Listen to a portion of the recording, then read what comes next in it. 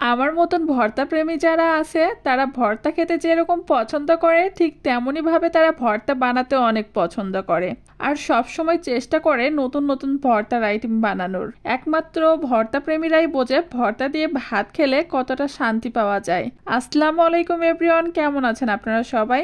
আজকে আমি ধুন্দুল আলু আর শুটকি দিয়ে ভেজে ভর্তা বানাবো।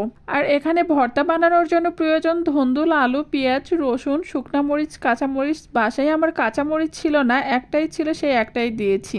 এইদিকে ভর্তা বানানোর জন্য ফ্রাই প্যান চুলার উপরে উঠিয়ে দিয়েছি আর ফ্রাই প্যানে আগে থেকে তেল ছিল, ওই তেলের ভিতরে দিয়ে দিলাম আলু, ধুন্দুল, মরিচ, পেঁয়াজ কুচি, রসুন কুচি। সবগুলো উপকরণ দেওয়া হয়ে গেলে এর ভিতরে দিয়ে দিব পরিমাণ মতো হলুদের গুঁড়া, পরিমাণ মতো লবণ আর সামান্য পরিমাণ আদা রসুন বাটা। দিয়ে ভালোভাবে নেড়েচেড়ে পরিমাণ মতো পানি দিয়ে দিব। পানির পরিমাণ যদি বেশি হয়ে যায় তাহলে সেই পানি শুকাতে অনেক সময় ধরে রান্না করতে হবে, তাই আমি সামান্য পরিমাণ পানি দিয়ে নেড়েচেড়ে ঢাকনা দিয়ে ঢেকে দিলাম। অন্য পাশে ভর্তায় দেওয়ার জন্য শুটকিগুলো হালকা ভেজে নিব।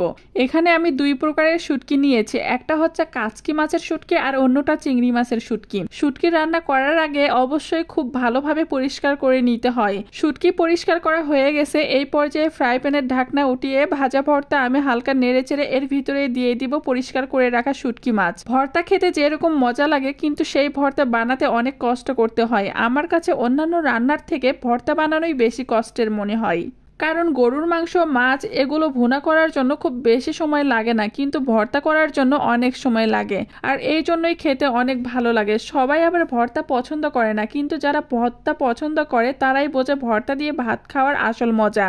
আর পছন্দ করবে কি করে? যারা যে জিনিস খায় না তারা সেই জিনিস কিন্তু খুব মজা করে রান্না করতেও পারে না। আর আমার মতন যারা ভর্তা লাভাররা আছে তারাই তো সবসময় চেষ্টা করে নতুন নতুন ভাবে ভর্তা বানানোর। ধুন্দুল দিয়ে অন্যান্য রেসিপির থেকে ধুন্দুল দিয়ে ভাজা ভর্তা করলে খেতে আরো বেশি মজা হয়। একটা সময় এই ভাজা ভর্তা আমার একদম খেতে ইচ্ছে করতো না, কারণ ভাজা ভর্তা করার সময় শাকসবজি দিয়েই রান্না করা হয় আর আমি শাকসবজি খেতে একদম পছন্দ করতাম না। কিন্তু আলহামদুলিল্লাহ বিয়ের পর মেয়েদের সব অভ্যাসেরই পরিবর্তন হয়, ঠিক তেমনই আমারও অনেক অভ্যাসের পরিবর্তন হয়েছে।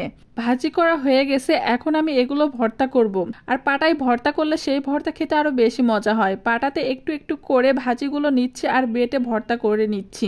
অনেকে আছে ভর্তা খুব মিহিভাবে বাটে, কিন্তু আমি খুব মিহিভাবে বাটবো না, আমার একদম ভালো লাগে না খেতে, তাই আমি একটু আধা ভাঙা করেই ভর্তাগুলো করে নিব।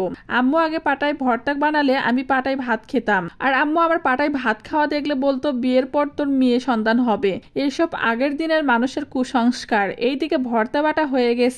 কে কে আমার মতন ভর্তা পছন্দ করেন তারা অবশ্যই আমাকে কমেন্টস করে জানাবেন।